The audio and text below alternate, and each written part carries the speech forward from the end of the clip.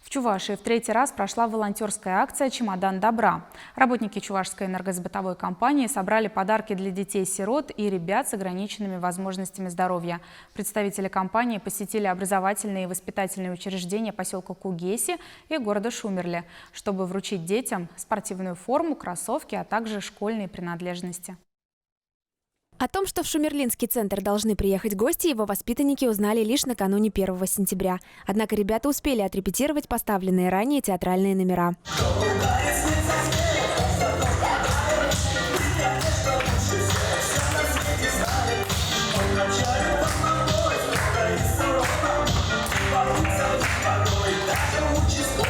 Девочки постарше исполнили танец бабочек, а самые взрослые воспитанницы организовали флешмоб. Школьные принадлежности, единая спортивная форма, кроссовки, книжки и сладости для самых маленьких. Все это вручили детям после концерта. А 3 первоклашкам достались новенькие портфели с канцелярскими товарами.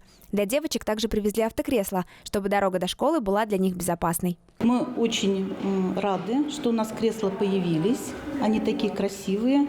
Я думаю, что они комфортные. Исполнительный директор Чувашской энергосбытовой компании Александр Гончаров поздравил детей с началом учебного года. Его настолько покорила искренность детей, что было сложно сдержать эмоции.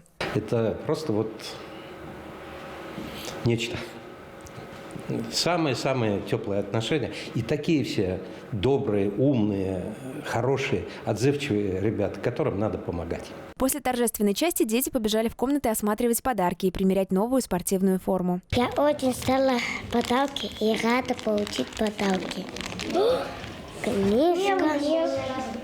В спортивных костюмах сложно усидеть на месте. На футбольном поле сразу же после примерки состоялся товарищеский матч. Форма просто огонь, нравится. Это кроссовки удобные, все хорошо. 1 сентября – это не единственный повод для встреч. Александр Гончаров уже пригласил ребят в Чебоксары на зимние каникулы. Татьяна Самсонова, Виктор Степанов, Вести Чувашия.